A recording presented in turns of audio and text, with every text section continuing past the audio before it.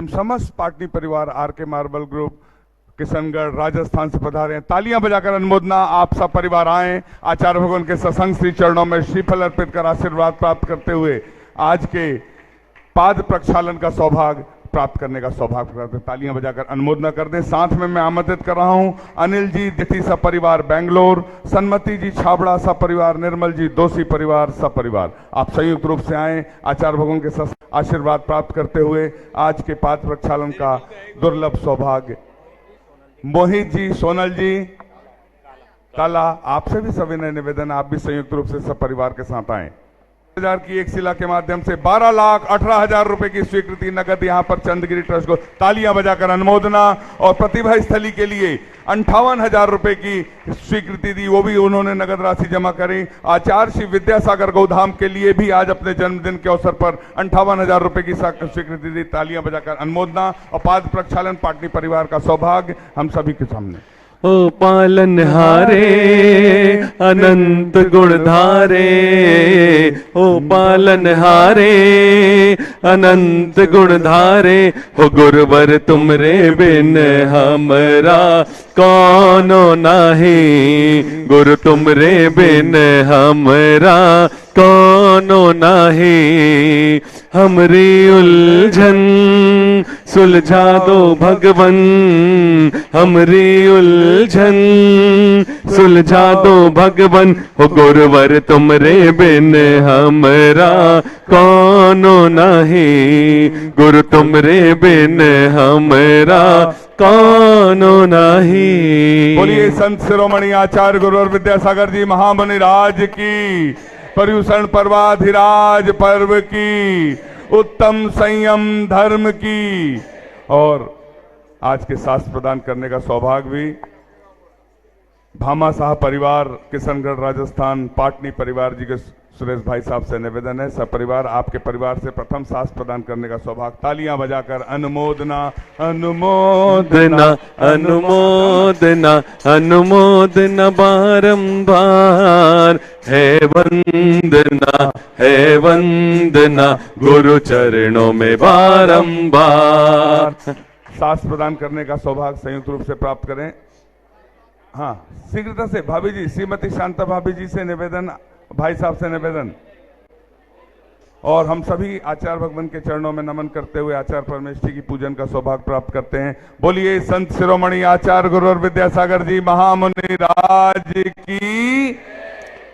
आचार्य श्री जी के चरणों में हम झुका रहे अपना माथा, जिनके जीवन की हर चर्या बन पड़ी स्वयं ही नवगाथा, जैनागम का वह सुधा कलश जो बिखराते हैं गली गली, जिनके दर्शन को पा करके खिलती मुरझाई हृदय कली। ओम ह्रीम श्री 108 आचार्य विद्यासागर मनेन्द्र अत्र अवतर अवतर शंभो सठावानंद, जय हो जय हो जय हो। अत्र तिष्ठ स्थापनम, जय हो जय हो जय हो। अत्र मम सन्नितो भव भव सठ सन्निधि करणम परिपुष्पांजलि छिपामी।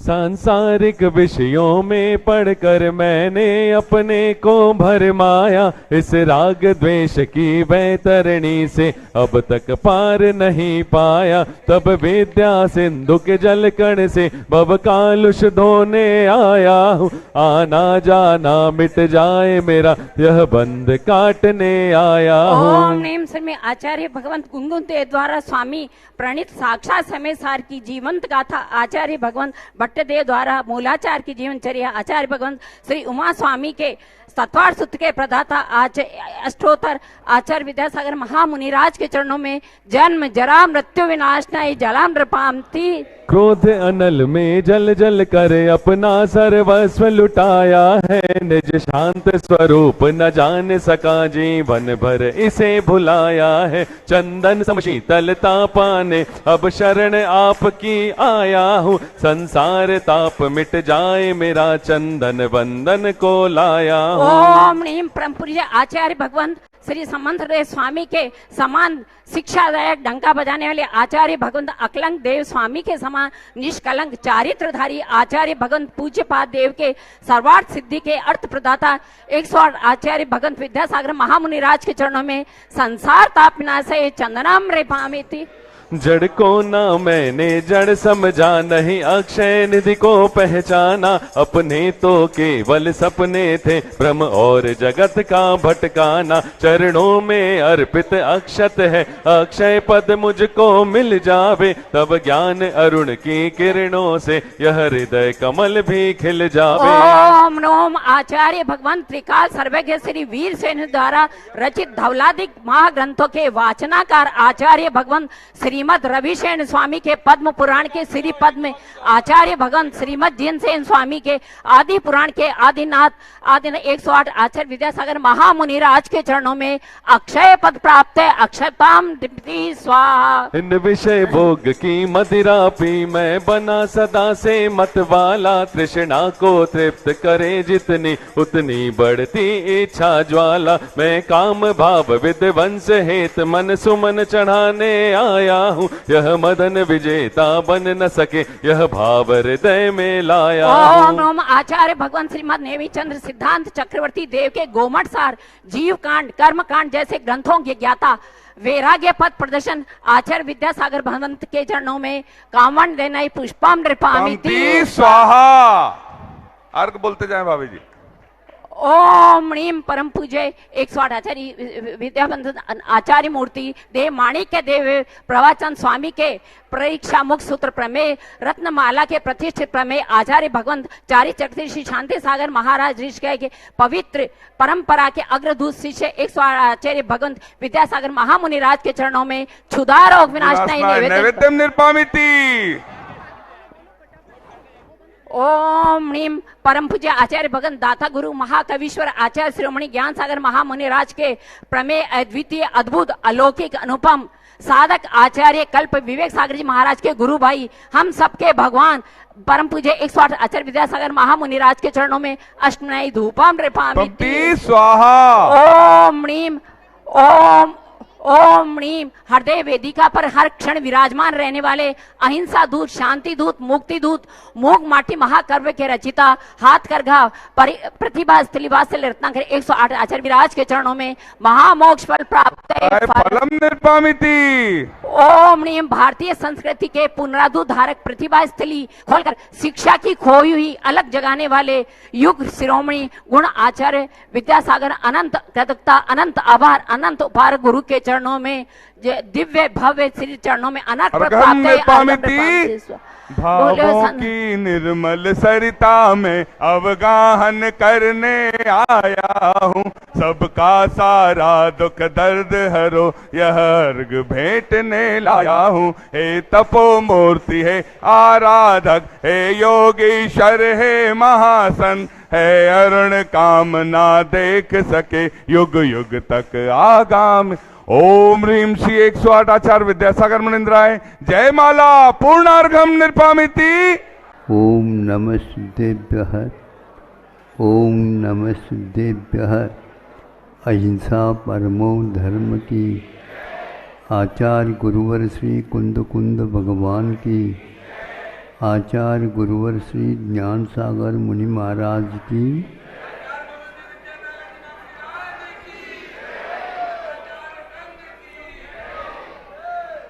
आज आप लोगों ने तत्वार सूत्र के 6ठे अध्याय का विषय को छूते हुए 1 घंटे से भी ज़्यादा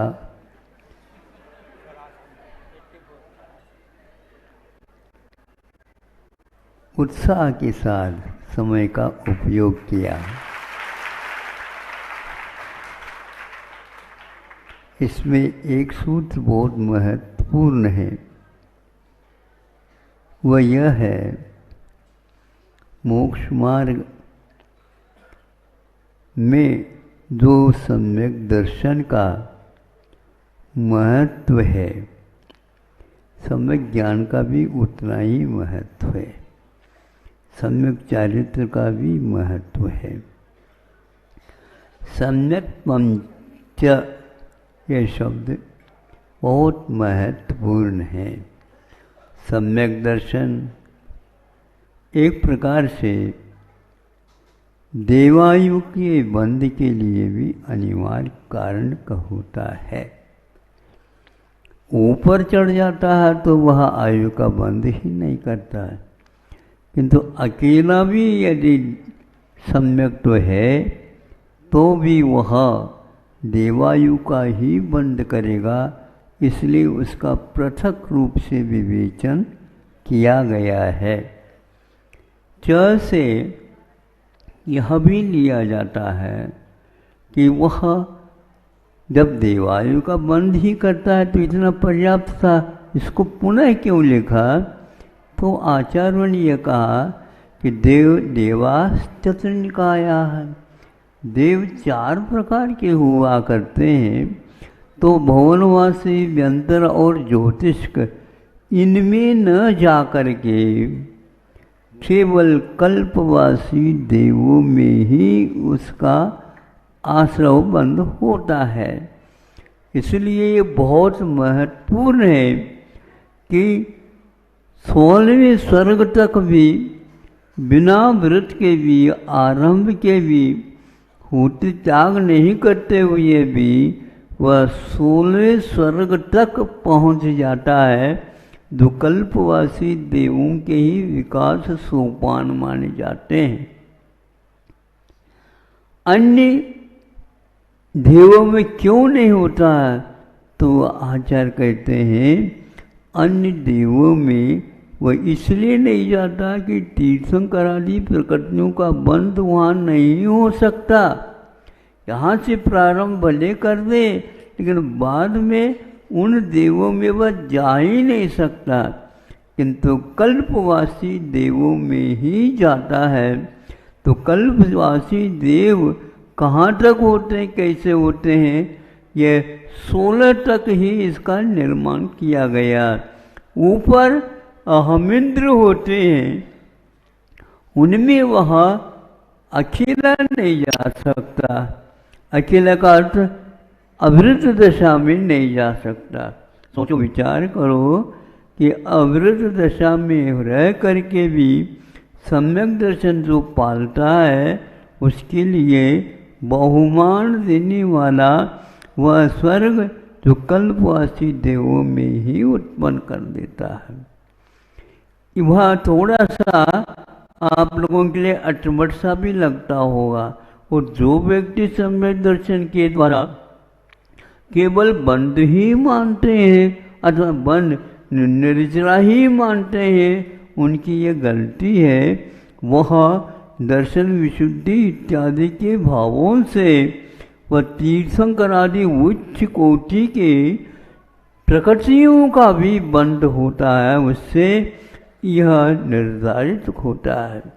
और सम्यक दर्शन इत्यादि में थोड़ी सी मलिनता आने से अवधि ज्ञान का विकास हो करके भी अवधि ज्ञान का अपकर्षण भी होता हुआ देखा जाता है।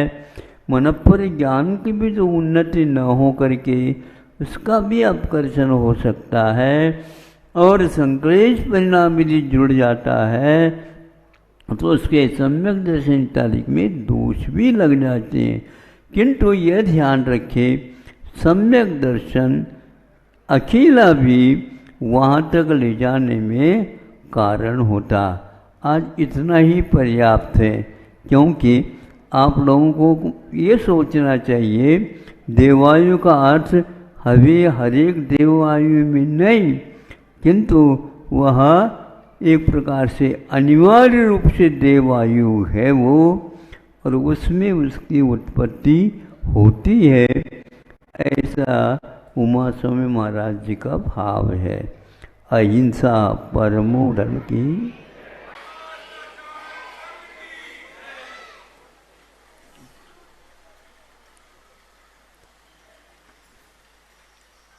एक एक दिन पर्व के बढ़ते जा रहे हैं अथवा एक एक दिन घटते जा रहे हैं। आधा पर्व लगभग हो गया।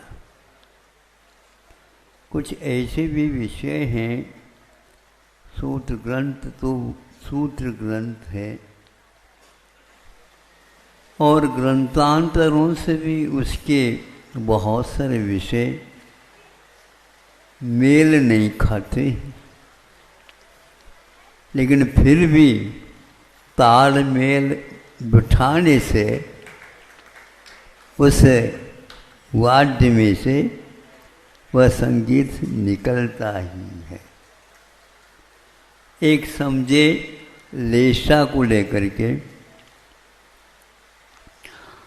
कर्म सिद्धांत की प्रतिपादन करने वाले जितने भी ग्रंथ हैं, सचखंडागम है, कषाय पाउड़ है और गोमठ सार है, कर्मकांड है, जीवकांड है और सपना सार है, लब्धि सार है और भी जो पंच संग्रह आदि कर्म के सिद्धांत के प्रतिपादन करने वाले हैं।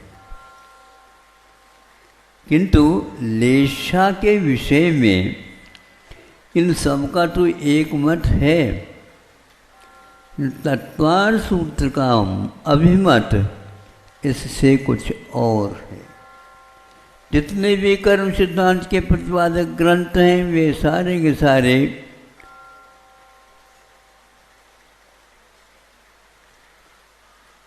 चार गुणस्थान तक छोड़ लेशा लेते हैं।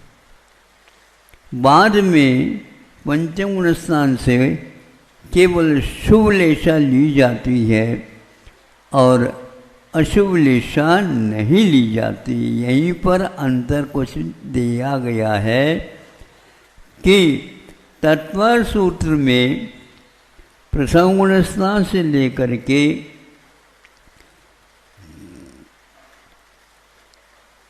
ऊपर तक भी कुछ और ऊपर गुणस्थानों में भी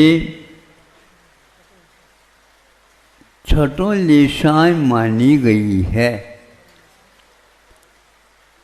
एक सूत्र आता है संक्लिष्टा सुरोदित दुखाश्च। अब ये इसमें संक्लिष्ट शब्द बताता है। अति संक्लिष्ट जो करता होता है वही व्यक्ति नारकियों में जाकर के उनको दुखी बना देता है और उससे कुछ हर्ष का, सुख का या प्रतिशोध का अनुभव कर लेता है। इसमें कुछ सिद्धांत ग्रंथों का कहना बताते हैं कि अपर्याप्त अवस्था में छह लेशाएं रहती हैं, किंतु देवों में तो पीठ, पद्म और शुक्ल लेशा होती। किंतु आचार्यों में यह ऐसा नहीं कहा कि अपर्याप्त अवस्था में ये शुभ लेशा अशुभ लेशा होती है और शुभ लेशा नहीं होती। किंतु आगे जाकर के ये भी कहा जा रहा है तत्वार सूत्र में, मुनि महाराजों के लेशा कितनी होती है इसमें श्रावकों को नहीं गिना, किंतु मुनि महाराजों के लिए लेशाओं का प्रकरण आता है तो छहों लेशा भी हो सकती है, होती है। यानी अशुभ लेशा भी 3 हो सकती है। पुलाक के लिए शुभ लेशाओं का ही कथन करता है तत्वार सूत्र, और आगे के बकुश के लिए उन्होंने षड्लेशा का कथन किया है। एक पुलाक में तो शुभ लेशा और उपकरण बकुश और शरीर बकुश में उन्होंने छहों लेशाओं का होने का प्रतिपादन किया है। एक बहुत भारी एक प्रकार से भेद नज़र में आता है। ये भी छोड़ दो, किंतु जो कषाय कुशल होता है उनके लिए शुभ लेशा ही होना चाहिए था, लेकिन अंतिम 4 लेशाएं उनको चतस्र है, लेशा 4 प्रकार की लेशा वह है जो अंतिम विशेषण के माध्यम से यह स्पष्ट हो जाता है।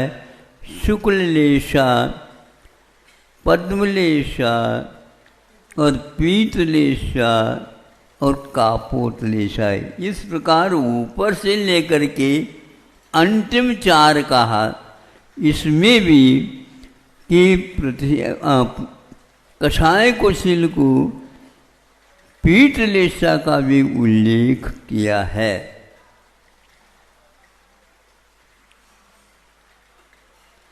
एक प्रतिक्रमण पाठ में हमें ये उपलब्ध होता है, चूँकि याद रखने से याद रह जाते हैं अथवा विशेष स्पष्टीकरण से अपने आप ये ज्ञात हो जाता है। सुनो, पहले लीन हो गए कौन सी लेशा में? तो प्रतिक्रमण में ये कहा है, जैसे अनाभोग एक दोष है,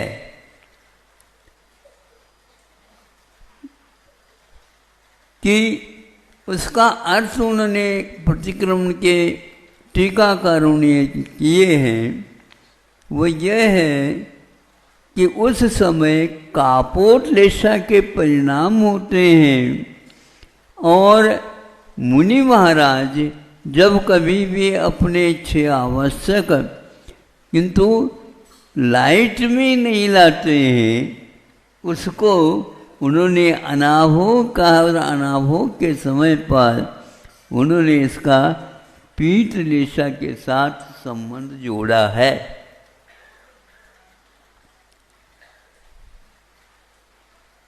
इन सब बातों से तो ऐसा लगता है आचार्यों की दृष्टि में भी, चूँकि यह अवसर्पणी काल है और श्रुत तो घटता ही जा रहा है, ऐसी स्थिति में ये अपार श्रुत का वर्णन आज एक अंग का भी लाएं तो हम लोगों के मस्तिष्क का वह विषय बनेगा ही नहीं।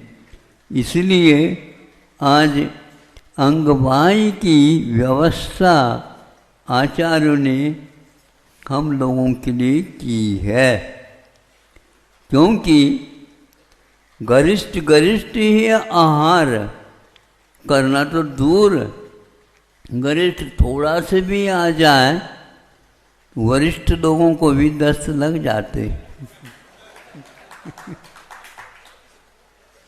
इसीलिए उन्होंने कुछ मिश्रण के साथ ही सेवन करने के लिए कहा है।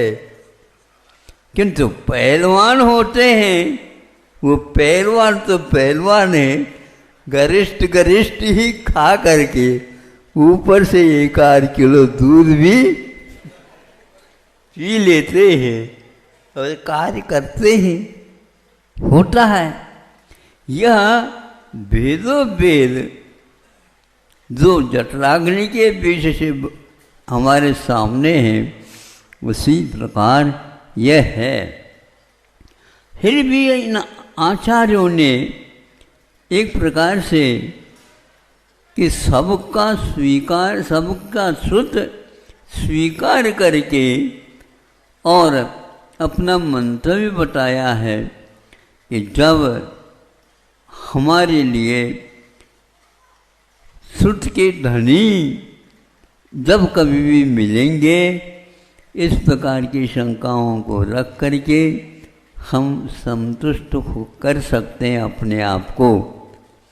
हम इसकी प्रतीक्षा कर रहे हैं, जल्दी जल्दी हमारा शंकाओं का निवारण करने वाले तीर्थंकरादिकों का समागम हमें उपलब्ध हो जाए।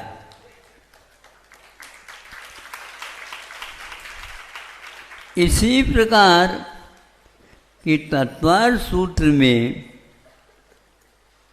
पुनः एक जगह जो लेशाओं का प्रकरण है उसमें भी यह बात कही गई है कि कहाँ से कहाँ तक कापोत आदि लेशाएं अथवा पीत आदि लेशाएं देवगति की विवक्षा में भी कहा।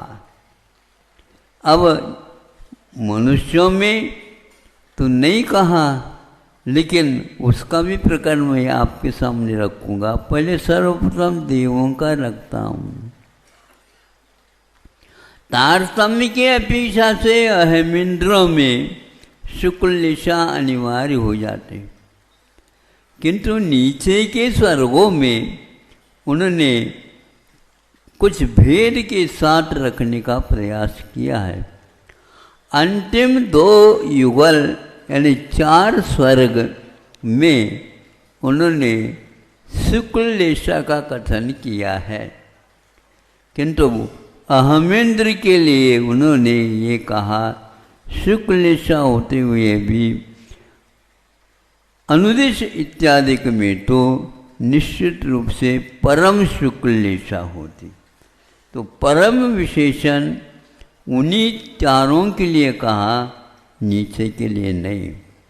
किंतु ये भी ध्यान रखें आप, 12 सर्ग तक तो एक प्रकार से पद्म लेशा चला जाता है और ऊपर आनंद प्राणत आरण अच्युत में शुक्ल लेशा का ही कथन होता है, किंतु बीच में जो 4 युगल है यानी 8 एक प्रकार से स्वर्ग हैं, उनमें कुछ भेदों भेद भी नज़र में आता है। वो क्या है तो सहस्रार शतार सहस्रार आनत प्राणत ऐसे हुए। तो उन चारों में उन्होंने पद्मलेशा और शुक्ललेशा का अंश भी प्रतिपादित कर दिया। हाँ, युगलों में, क्योंकि पद्मलेशा 12वें तक पहुंच जाती है, लेकिन पद्मलेशा से पूर्व में भी ये लेशा विभाग उन्होंने करके शुक्ललेशा के जघन्य अंश होते होंगे या मध्यम अंश होते होंगे या उत्कृष्ट के लिए तो और ऊपर बढ़ना पड़ेगा, ये भेद अवश्य आता है। नीचे और कि जहाँ पीतलेशा है, पीतलेशा होती है, वहीं पर उन्होंने पद्मलेशा के भी सम्मिश्रण नीचे के स्वर्गों में भी दे दिए हैं। ये बात अलग है, विशिष्ट पुरुषों के लिए लोकांतिकाओं नाम अष्टौ कहा और शुक्ल लेशा के धनी कहा है।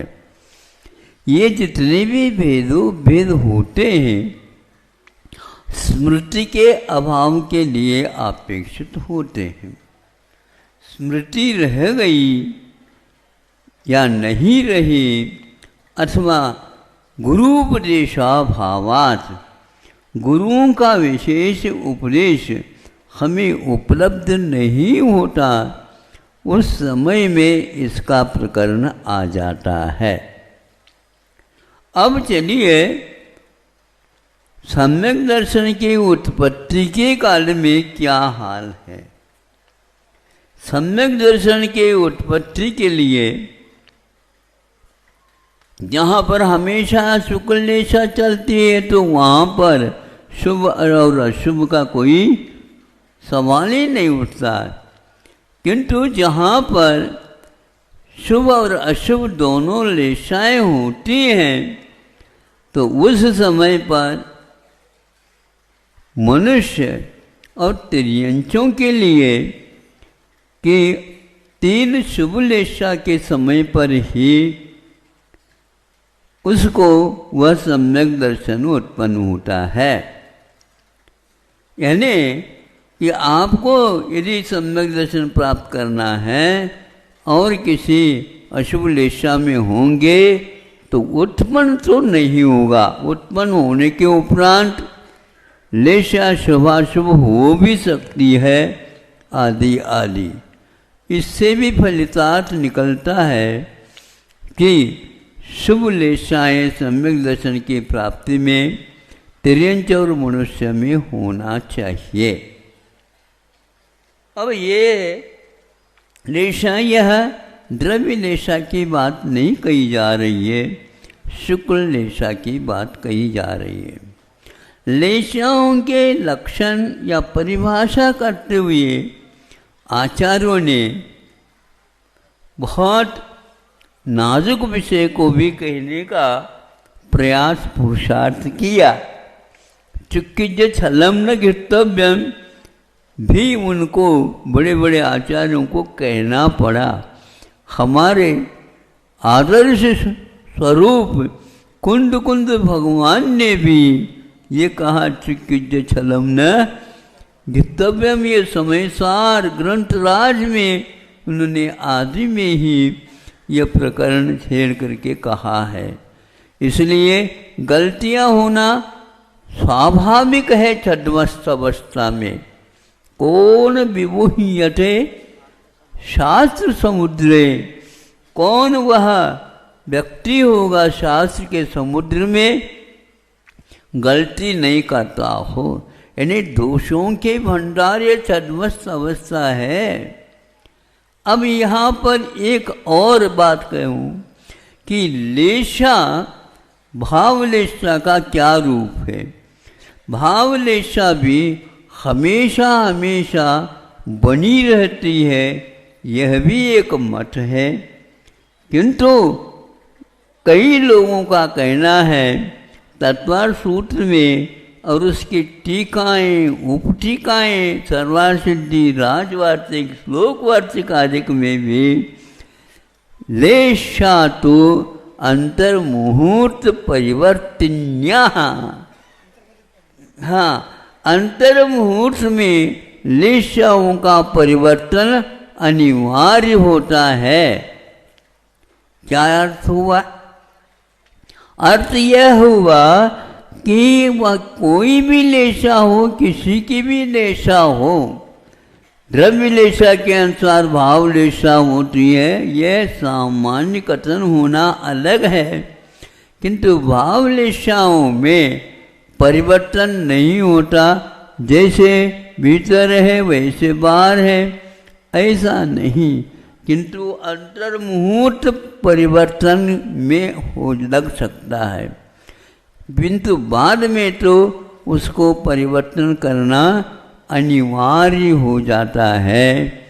इससे भी ध्वनि यह निकलती है समान रूप से वह लेशा रहती है, अथवा यूँ कहना चाहिए नीचे के गुणस्थान में भी यह भाव लेशा का प्रकरण एक प्रकार से, जैसे वो कुछ लोग कर देते हैं कि पंचम गुण स्थान में तो शुभ लेशा ही होते, ऊपर तो होती है, किंतु ऐसा वहाँ यह नहीं निकलता है कि वहाँ पर कि अंतर्मुहूर्त में परिवर्तन जो होता है वह आपसी भेदो भेद के तारतम्य की अपेक्षा से ही होता है, ऐसा कह करके आगे कहते हैं।